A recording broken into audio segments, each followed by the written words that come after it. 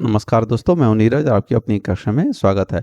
इस वीडियो में हम लोग रेजिस्टेंस कॉम्बिनेशन से रिलेटेड न्यूमेरिकल्स करेंगे। रेजिस्टेंस कॉम्बिनेशन का मतलब जो है सीरीज या पैरेलल कॉम्बिनेशन की बात करेंगे, यानी कि श्रेणी और समांतर के बारे में हम लोग बात करेंगे। कि मान लीजिए कि ये क्वेश्चन दिया हुआ है और आपसे कहा जा रहा है कि ए बी टर्मिनल हैं, ये दोनों जो टर्मिनल हैं ए और बी, इनके बीच में आपको तुल्य प्रतिरोध यानी कि इक्विवेलेंट रेजिस्टेंस कैलकुलेट करना है, या कह सकते हैं कि टोटल रेजिस्टेंस कैलकुलेट करना है।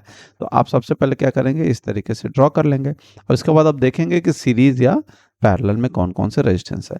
तो पिछले वीडियो में भी हमने बताया था कि सीरीज या पैरेलल आपको चेक करने के लिए सबसे पहले क्या करना है, आप जो है क्या करें, साइड में कॉर्नर में अपनी कॉपी के, या जैसे यहाँ मैं बना रहा हूँ, किनारे आप इधर चाहें तो इधर कॉपी के किनारे स्पेस खाली होता है, वहां पे बना लें।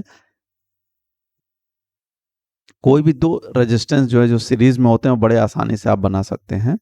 और ये दोनों क्या हैं आपके पैरेलल में। ये आप चाहें तो याद भी रख सकते हैं, ये बस आपको यहाँ समझाने के लिए बना रहा हूँ। न्यूमेरिकल सॉल्व करते समय ये बनाने की आवश्यकता नहीं है। तो आपको क्या करना है, आप देखना है कि ये दोनों रेजिस्टेंस सीरीज में जुड़े हुए हैं। अगर इसके जैसे कोई भी दो रेजिस्टेंस जुड़े हुए हैं तो वही आपको सीरीज में कहलाएंगे। लेकिन अब सपोज कोई बच्चा कहता है कि सर ये 12 और 3 ओम, ये दोनों क्या हैं आपके सीरीज में जुड़े हुए हैं। तो 12 और 3 आप देखिए इस तरीके से जुड़े हैं क्या। तो आप देखिए 12 और 3 दोनों डायरेक्ट जुड़े हैं, लेकिन बीच में एक यहाँ पे तार जुड़ा हुआ है ए। लेकिन यहाँ पर देखिए तो इसके बीच में कोई भी तार बाहर नहीं गया है। तो इसका मतलब है कि क्या होगा, ये 12 और 3 आपके सीरीज में नहीं है। ऐसे ही आप 3 और ये जो 6 दिख रहा है आपको, 3 और 6 ये दोनों आपको कैसे दिख रहे हैं, अब देखिए इस तरीके से दिख रहे हैं क्या। तो इसको चेक करने के लिए आप देखिए, तो ये जो 3 और ये 6 दोनों डायरेक्ट जुड़े हुए हैं, जैसे ये जुड़ा है, और यहाँ पे भी देखिए इनके बीच में कोई तीसरा एलिमेंट नहीं जुड़ा है, और यहाँ पर भी कोई तीसरा नहीं जुड़ा हुआ है। इसका मतलब हम क्या कह सकते हैं कि ये 3 और ये 6 ये दोनों कैसे हैं, आपस में सीरीज में है। वैसे ही अगर आप देखें तो 9 और ये 6 ये इधर इन दोनों की बात करें तो ये भी दोनों क्या हैं, आपस में सीरीज में जुड़े हैं। तो ये एक तरफ से कह सकते हैं कि ये जो तीनों रेजिस्टेंस हैं, ये तीनों क्या हैं, आपस में सीरीज में जुड़े हुए हैं।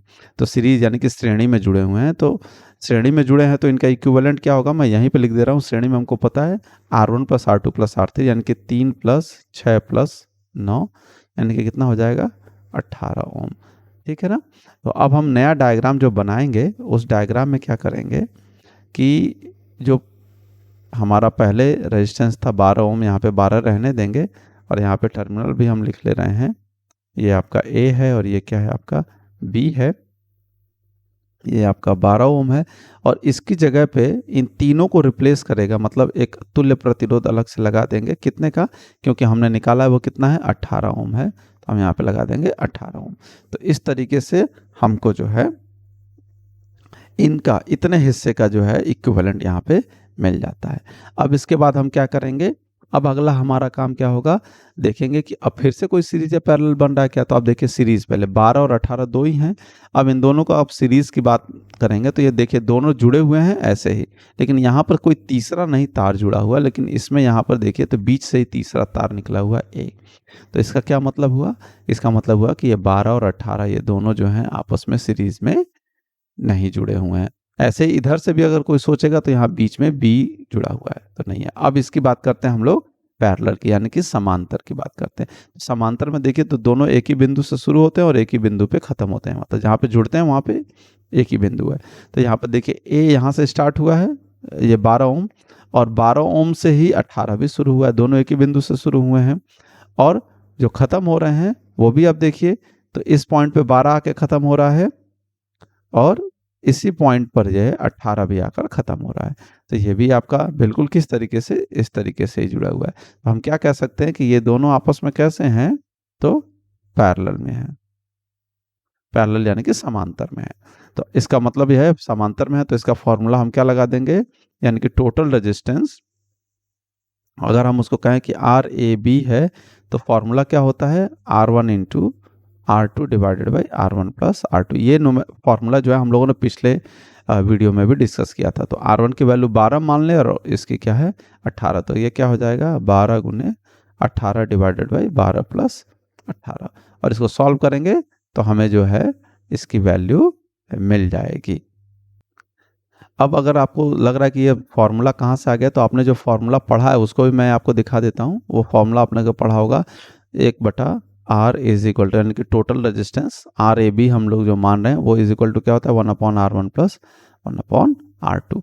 और आप इसको जब सॉल्व करते हैं तो क्या आता है, यहाँ आ जाएगा R1 R2, एलसीएम लेंगे तो R1 R2 और यहाँ पर क्या आ जाएगा R1 प्लस R2, यही होता है।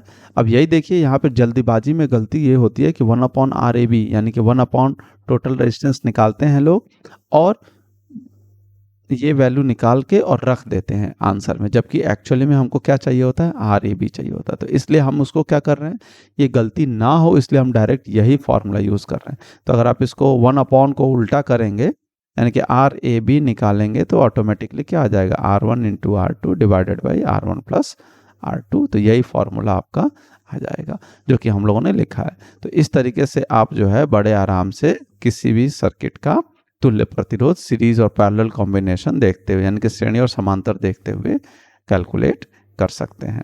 अब हम लोग एक और न्यूमेरिकल लेते हैं। इसमें मान लेते हैं कि इसी डायग्राम में ये जो B और C टर्मिनल है इस पे कह देता है, जैसे अभी हम लोगों ने A और B पे निकाला, अगर आपको कह देता है B और C के बीच में तुल्य प्रतिरोध निकालिए तो क्या क्या फर्क पड़ेगा आप यहाँ पे देख लीजिए।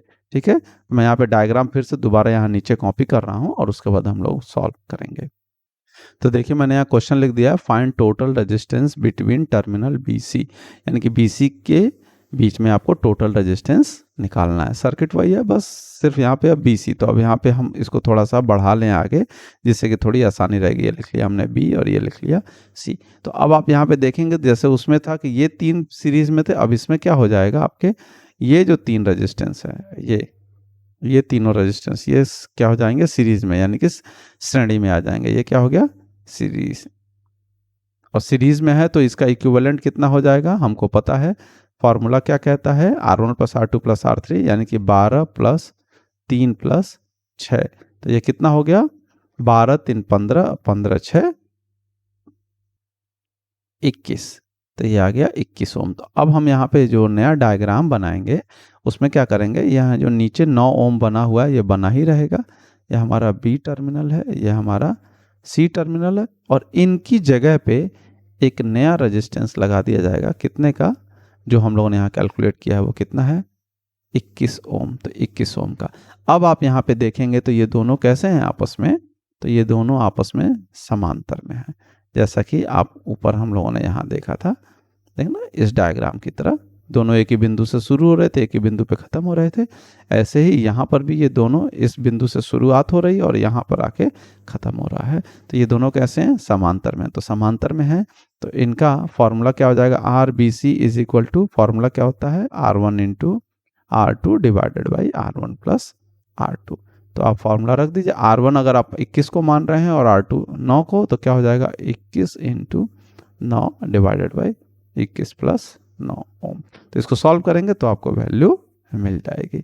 तो इस तरीके से आप देख रहे हैं बड़े आसानी से जो है हम लोग किसी सर्किट डायग्राम का इक्विवेलेंट रेजिस्टेंस, कोई भी दो टर्मिनल या बिंदु दिए हैं उनके बीच में तुल्य प्रतिरोध की गणना कर सकते हैं।